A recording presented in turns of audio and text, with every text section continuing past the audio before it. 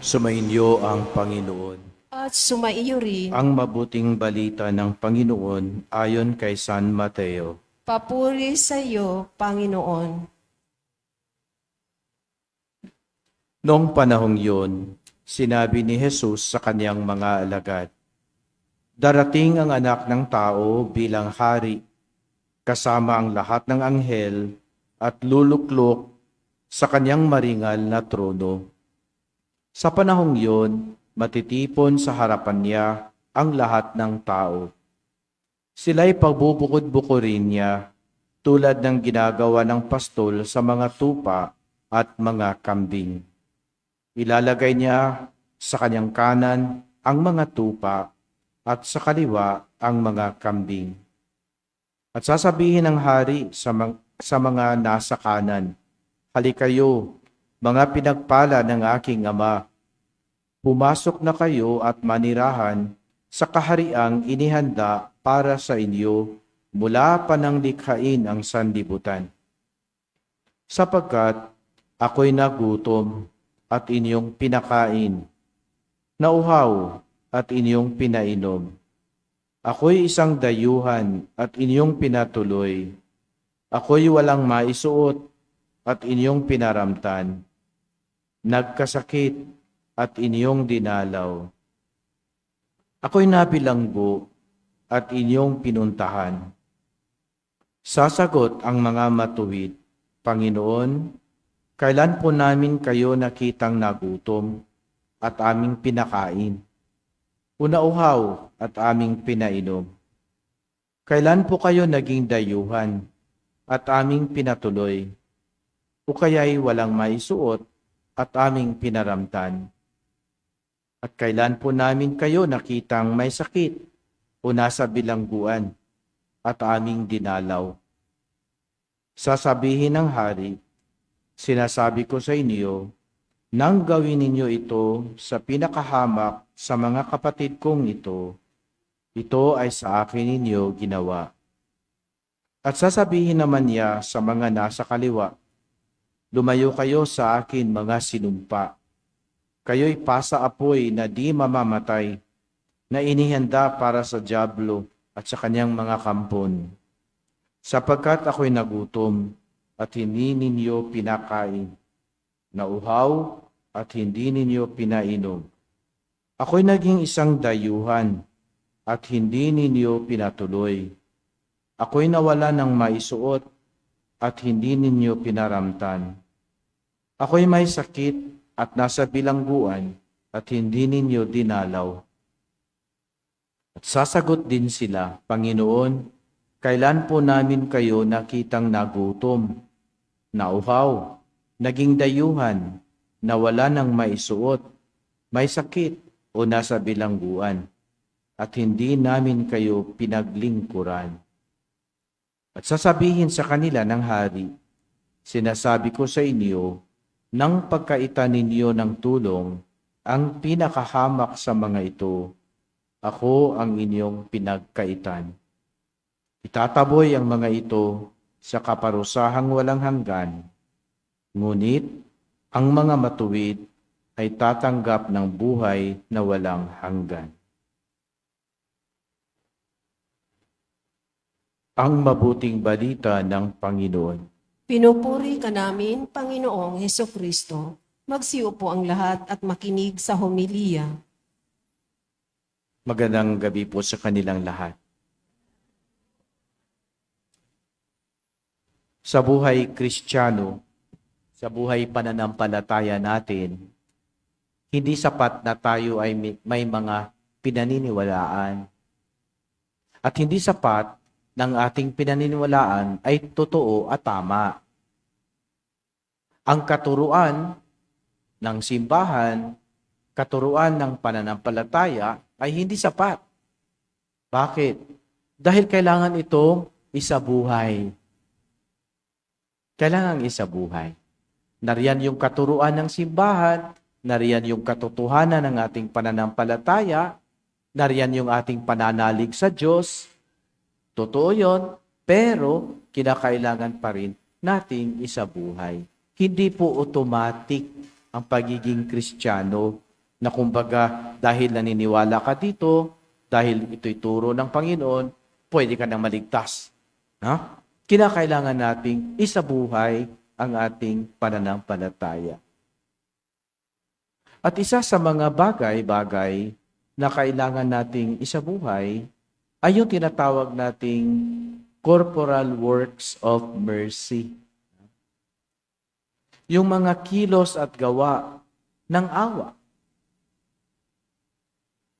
Alam nyo, maraming mga tao, may mga organisasyon pa nga na sila ay tumutulong sa mga dukha, tumutulong sa mga mahihirap sa ngalan ng kanilang pagkatao lamang, dahil sa kanilang pagiging tao lamang. No? Halimbawa, kayo ay tao, nahihirapan kayo, kami rin ay tao, pero merong kami, di tutulong kami sa inyo sa ngalan ng ating common na pagkatao. Ang tawag po doon ay humanism, no, hanggang sa pagiging tao lamang. Pero tayo mga Kristiyano, tayo tinatawag ng Diyos at inanyayahan ng Diyos na tumulong sa kapwa, hindi dahil sila ay tao lamang. Tumulong sa kapwa, kailangan natin tumulong sa kanila dahil sila ay ang mga mukha ng Diyos. Mukha ni Kristo. Ibig sabihin, may mas malalim na kadahilanan ang ating pagtulong sa kapwa. May mas malalim na kadahilanan yung ating pagkikiisa sa kapwa. Hindi dahil sila ay tao lamang, hindi dahil sila ay kapitbahay natin, o kamag-anak, o kaparokya natin. Meron pang mas malalim doon. Dahil sa pamamagitan ng mga mahihirap, nagpapakilala ang Diyos. Nagpaparamdam ang Diyos. Bakit? Dahil ang Diyos ay napakalapit sa mga mahihirap. At ang mga mahihirap ay napakalapit sa Diyos. Bigyan ko kayo ng halimbawa. Nung ako ay nadestino pa sa Delpan, dyan lang, sa Tondo, tuwing magtatanong ako sa mga tao, Nanay, kumusta na ang buhay? Kuya, kumusta na ang buhay? Tinatanong ko yung mga magtataho, tinatanong ko yung mga nangangalakal, tinatanong ko yung mga nagtitinda ng mga sampagita, at lagi nilang sinasabi sa akin, iisa lang ang simula ng kanilang sagot, sa awa ng Diyos. Sa awa ng Diyos, Father, buhay pa naman kami. Sa awa ng Diyos, Father, nakakakain pa naman kami ng 3 beses isang araw. Sa awa ng Diyos, Father, gumaling na ang aking nanay. Sa awa ng Diyos, Father, nakapagtapos na ng pag-aaral ang aking bunso. Sa awa ng Diyos. Lagi na lang sa awa ng Diyos. Ganon kalapit ang mga mahihirap sa Diyos. Bukang bibig nila ang sa awa ng Diyos. Ako naman nadestino sa isang mayaman na parokya sa Quezon City, isang subdivision. Pero pag tinatanong ko sila, kumusta na ang buhay? Siyempre, i-Englishin mo kasi mayaman, na? Sasabihin mo, Madam, how are you? Oh. Tapos ang sagot nila, oh, Father, it's so toxic. Oh, Father, nakakapagod. Oh, Father, stressful. Ang hirap magnegosyo. Matumal ang negosyo. Ganyan ang sagot ng mga mayayaman. Ni hindi ako nakarinig sa kanila minsan man lang sa buhay ko yung mga katagang sa awa ng Diyos. Walang mayayaman na nagsasabi, sa awa ng Diyos, Father, kumikita kami. Sa awa ng Diyos, Father, abay, bago na yung aking kotse. Walang ganon. Kung sino pa yung walang-wala sa buhay, sila pa yung kumikilala sa awa ng Diyos at nagpapasalamat sa Diyos. Kumbaga, kung sino pa yung halos wala na silang dapat ipagpasalamat pa sa Diyos, pero sila pa yung kumikilala sa kilos at gawa ng Diyos sa kanilang buhay. Pero kung sino pa yung meron sa buhay, kung sino pa yung mayaman, sila pa yung nagsasabing, ang hirap ng buhay. No? Ewan ko ba, hindi ko maintindihan. Toxic daw, stressful daw, ang hirap ng negosyo, mataas yung buwis, at iba pa, matraffic, mainit, at iba pa. No? Kaya, dito natin makikita, napakalapit pala ng mga tao, lalong-lalo na ng mga mahihirap sa Diyos, dahil banggit-banggit nila ang mga katagang sa awa ng Diyos. Minsan, ako ay na-traffic. At dahil na-traffic, medyo nainis ako. Sabi ko, ay no, traffic na naman. Pagkatapos, may kumatok sa pintuan o sa bintana ng aking sasakyan.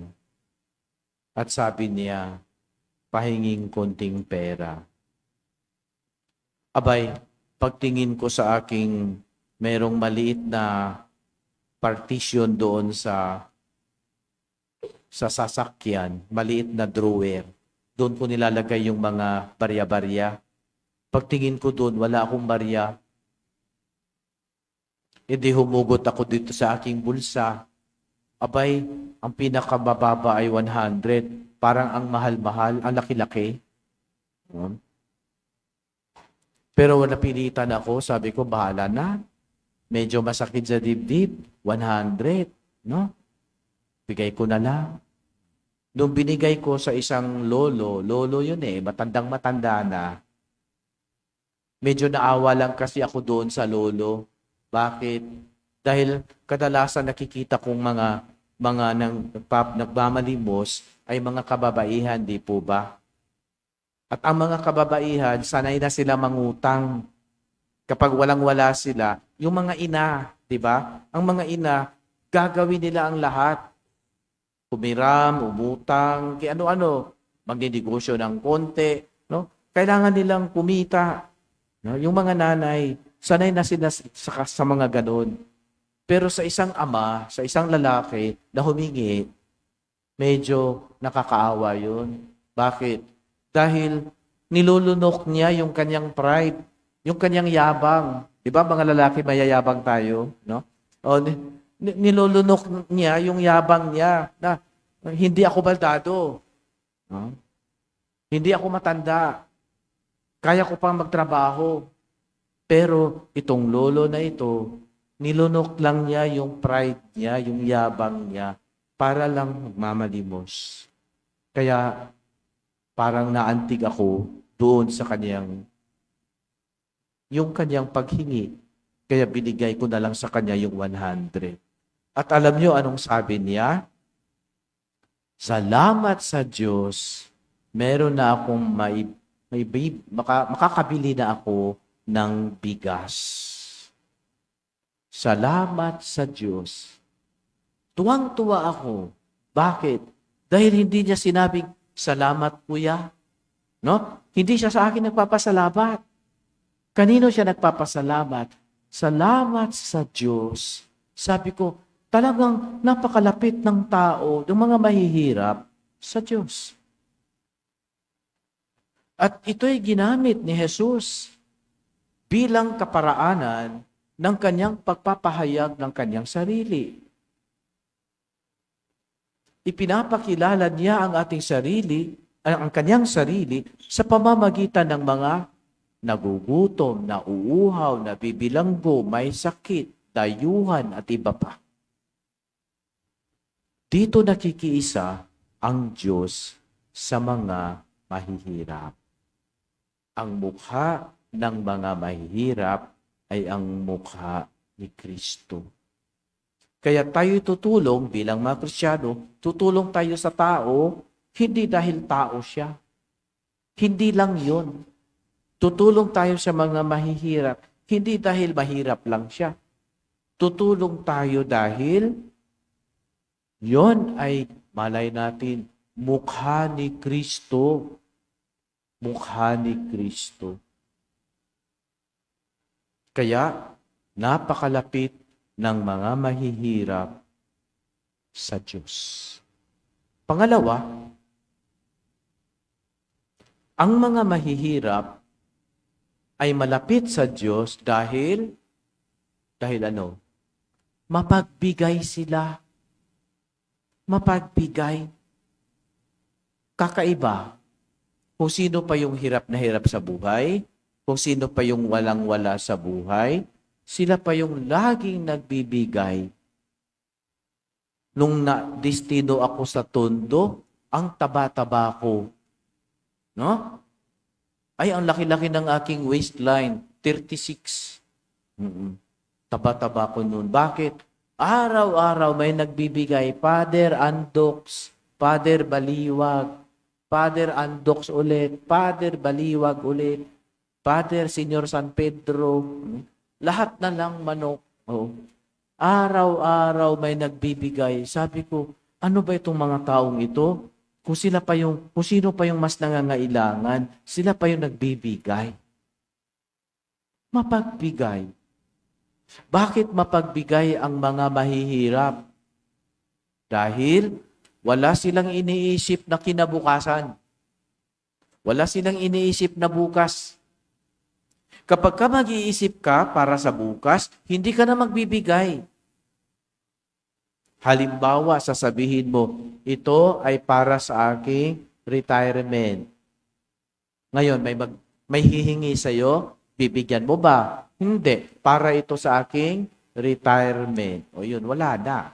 'Di ba? Dahil ang pinag-isipan mo ay ang bukas o kinabukasan mo, di ka na nagbibigay.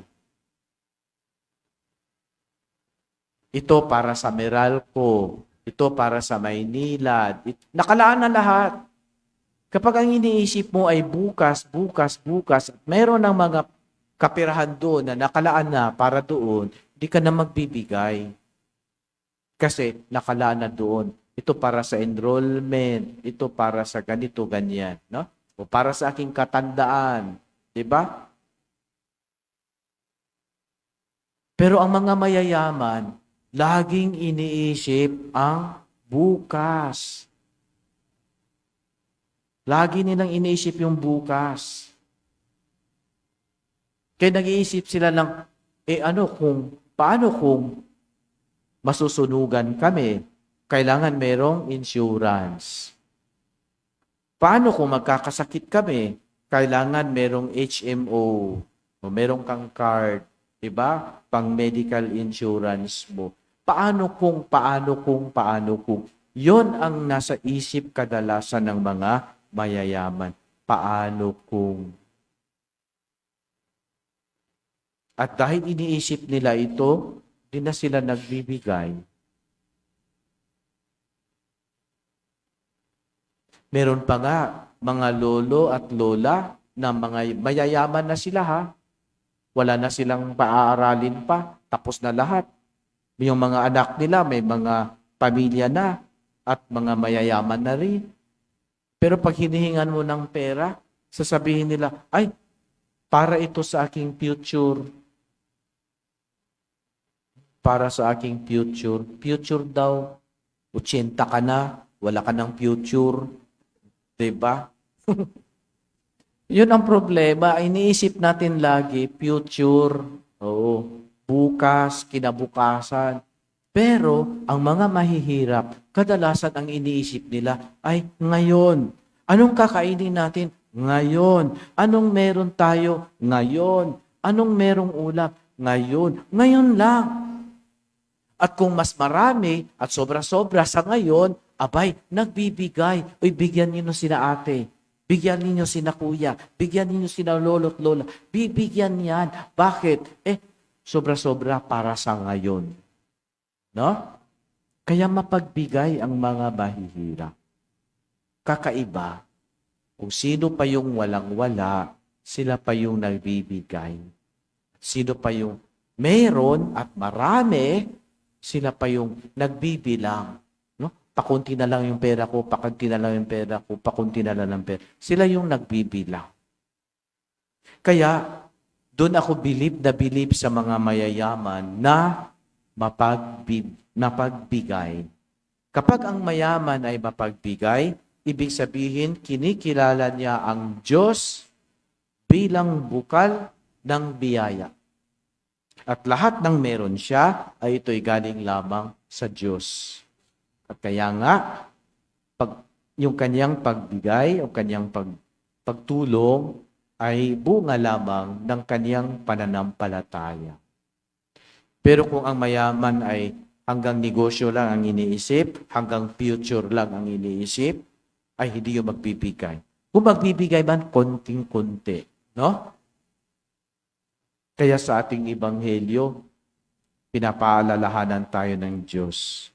Matuto tayong tumulong, hindi dahil sila ay tao at nangangailangan.